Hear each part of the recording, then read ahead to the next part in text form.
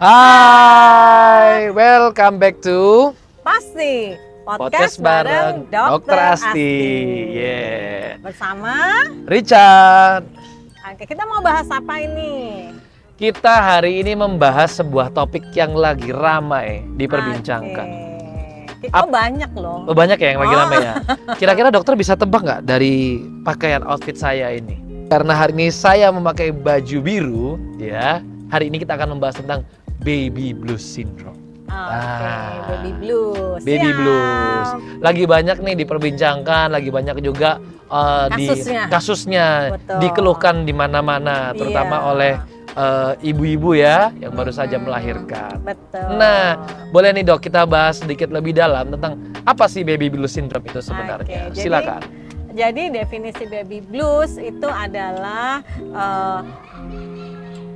kondisi depresi pada ibu hamil yang baru melahirkan sebelum 2 minggu. Jadi kalau misalnya 2 minggu setelahnya berarti dia masuk dalam depresi postpartum. Kalau masih 2 minggu itu melahirkan, dia itu mengalami gejala-gejala yang pertama dia tuh nangis gitu ya, yang nggak ada apa-apa tiba-tiba nangis, yang harusnya responnya tuh ya nggak mungkin dia juga responnya buat seseorang yang lain itu biasa, tapi buat dia tuh nangis yang heboh gitu.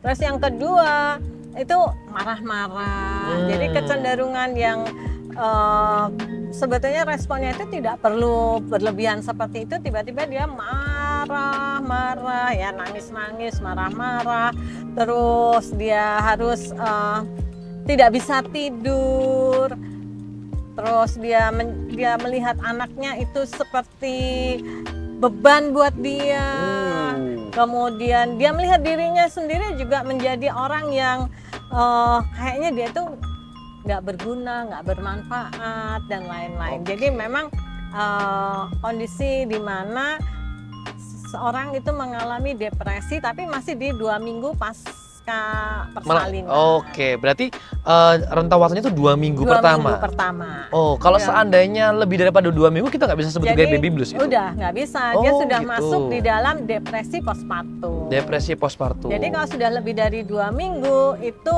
ranahnya sudah memang harus dibantu gitu. Jadi mungkin dia sudah membutuhkan ahlinya. Mungkin sudah membutuhkan seperti psikiater, psikolog, atau bahkan bisa membutuhkan obat-obatan. Nah, apakah kondisi ini pasti terjadi di semua ibu-ibu yang bersabda melahirkan? Enggak. Tidak semua ibu yang pasca melahirkan itu akan mengalami baby blues ya. Tapi orang-orang dengan trauma di masa kecil, kemudian orang-orang di mana dia sendirian ya, artinya itu dia tidak ada support system yang bagus, itu punya kecenderungan untuk jatuh ke dalam baby blues. Berarti memang kayak ada historinya dulu ya dok ya? Iya, betul. Jadi dia dulu mungkin ada trauma masa kecil sehingga dia merasa nanti ketika dia melahirkan itu biasa mengalami baby blues karena dia merasa tidak sanggup, tidak berdaya, seperti itu. Oke, berarti ini sebenarnya kondisi yang harusnya kalau di awal-awal pasca melahirkan itu kan mungkin masih diliputi dengan rasa bahagia ya sebenarnya mestinya. Kalau ketika punya anak, wah masih lucu-lucu, seneng-senengnya, sayang-sayangnya. Betul. Tapi ini kondisi yang berkebalikan ya. Iya. Jadi gini, ketika seorang ibu itu hamil ya, kan dia dalam bayangannya dia nanti itu melahirkan, dia akan mendapatkan bayi yang lucu, benar. menyenangkan gitu ya. Tapi kan kenyataannya beda. Ketika bayi itu lahir, ternyata bayi itu nangis terus ya gitu. Ternyata bayi itu heboh ya, dia harus minum, dia harus minumin ya 2 jam sekali, dia harus pumping, dia harus melakukan banyak hal gitu sehingga capek dan support sistemnya tidak ada, sehingga maka dia bisa jatuh di baby blues ini. Jadi support system itu nomor 1 dari pasangan pertama ya. Jadi semua itu dibutuhkan support system. Kalau support sistemnya bagus, maka seorang ibu ini akan misalnya dia jatuh di baby blues, tapi dia mungkin tidak akan sampai di depresi postpartum.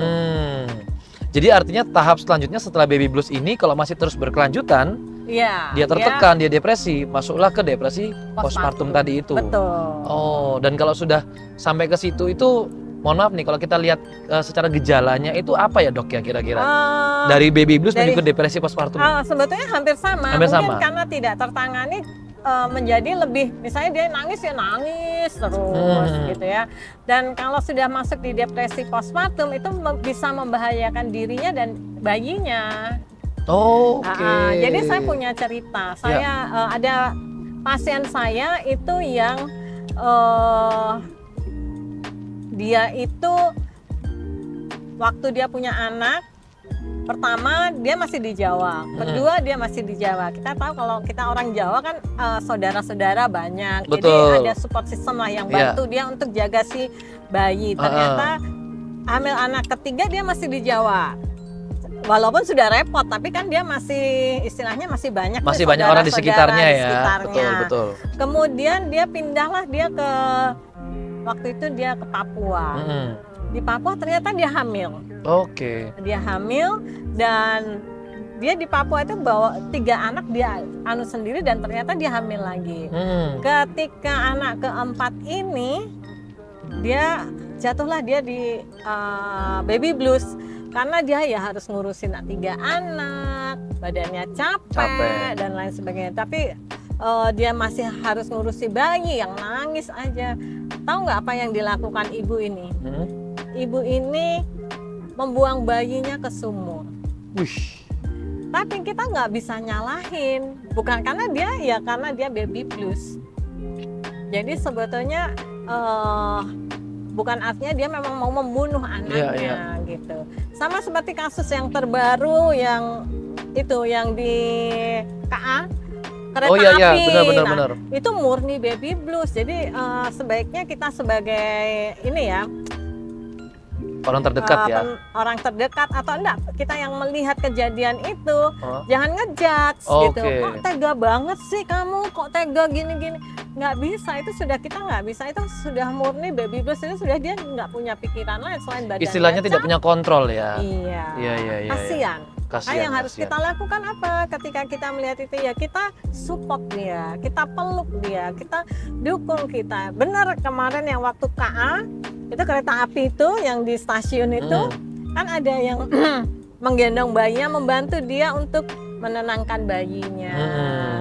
Ada yang membantu si ibu ini karena ya itu yang bisa kita lakukan supaya seorang ibu yang baru melahirkan itu tidak jatuh di kondisi baby blues. Betul.